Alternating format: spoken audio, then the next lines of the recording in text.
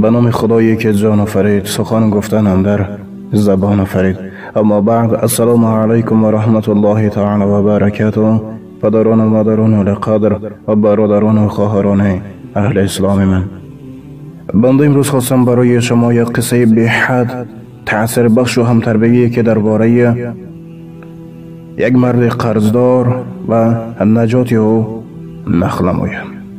قصه با گفتی اون برادری که روان کرد قصه واقعی بوده، یعنی که از اون حیاتی هر روزه گرفته شده.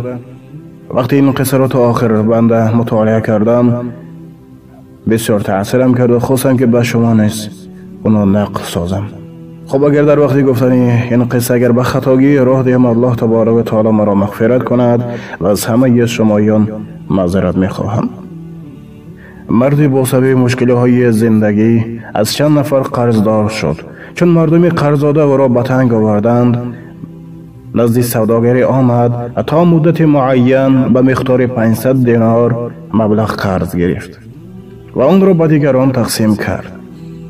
مدت قرض فرا رسید ولی حالت اقتصادی آن مرد به نشد. برعکس روز تا روز بد شدن میگرفت و خلاص. هرچند کوشش کرد نتوانست قرض سوداگر را ادا نماید. سوداگر مالش را طلب کرد ولی مرد چیزی نداشت که قرض را برگرداند. سوداگر به قاضی شکایت کرد. قاضی آنها را دعوت کرد. چون دانست که آن مرد چیزی دارا نیست و امکانات ادا نمودن قرض را ندارد، حکم کرد که مرد را زندان کنند.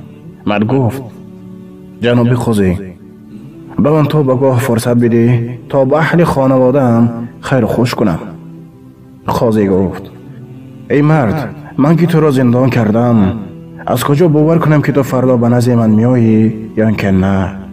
این مرد کمی فکر کرد و گفت: دل خاطر دارای جناب قاضی، اگر موافق وعده خود من بر نگردم، از امت پیامبر خدا محمد مصطفی صلی الله علیه و سلم نیستم.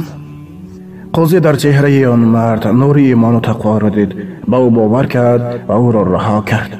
چون به خانه آمد و همسرش قصه حبسش و قاضی را نقل کرد. همسرش گفت: با شرافت پیامبر خدا محمد مصطفی صلی الله علیه و سلم امروز آزاد شدی، بیا همراه با آن حضرت صلوات زیاد میفرستیم، شاید به شرافت آن ما را پره از این مصیبت الله تعالی آزاد نماید. تا دیرگاه همراه با صلوات و دعا مشغول شدند.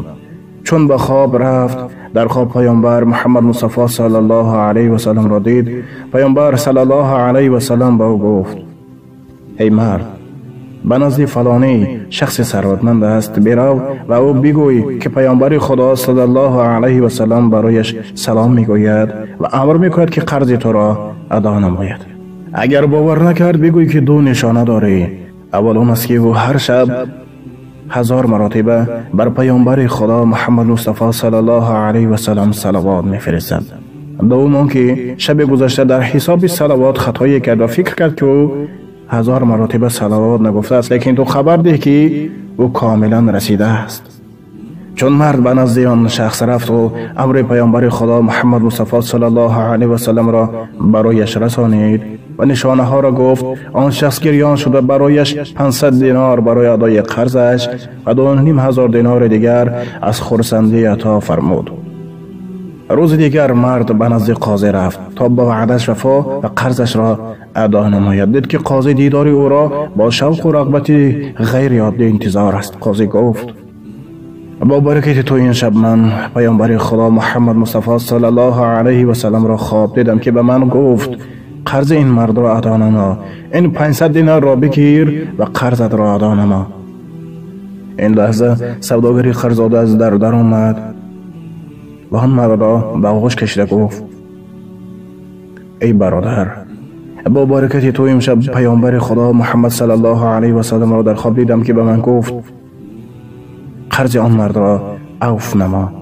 قرضت را بخشیدم، باز این 500 دینار دیگر بگیر و به فرزندانت مصرف نما.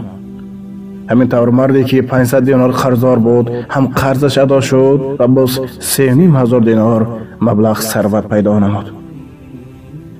از ابی ابن کعب روایت می شود که از پیامبر خدا صلی الله علیه و سلم پرسید: ای پیامبر خدا، اگر همیشه بر شما صلوات بسیار فرستم چه می شود؟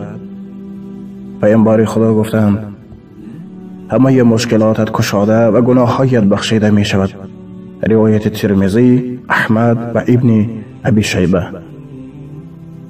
برادران و خواهران القدر، چون که در سبتهای پیشین نیز گفته بودیم، بر روحانیت پیامبر خدا محمد مصطفی صلی الله علیه و سلم چقدر که می توانیم صلوات فرستند، زیرا در وقتی که نام پیامبر خدا محمد مصطفی صلی الله علیه و سلم را می شنوین، حداقل یک مرتبه صلوات فرستادن برگردن هر یک ما و شما فرض عین حسابیده می شود، زیرا خداوند متعال در قرآن عظیم الشان می فرماید: بسم الله الرحمن الرحیم، ان الله و ملائکته یصلون علی النبی یا ایها الذین آمنوا صلوا علیه و سلموا تسلیما. یعنی خداوند و ملائکه ها به حبیب خود محمد مصطفی صلی الله علیه و سلم صلوات می فرستند.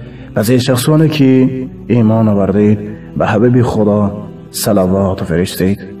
الله تبارک و تعالی همه ما و شما را در حفاظت خودش نگه بداره و از راه خطا و از کار خطا، از فتنه شیطان لعین در حفاظت خودش نگه داشته، آخرتی کاری هر یک ما و شما را به خیر گردانه و در خاندان ما و شما همیشه فیض و برکات و لطف و کرم خویش را دریغ نسازد. الهی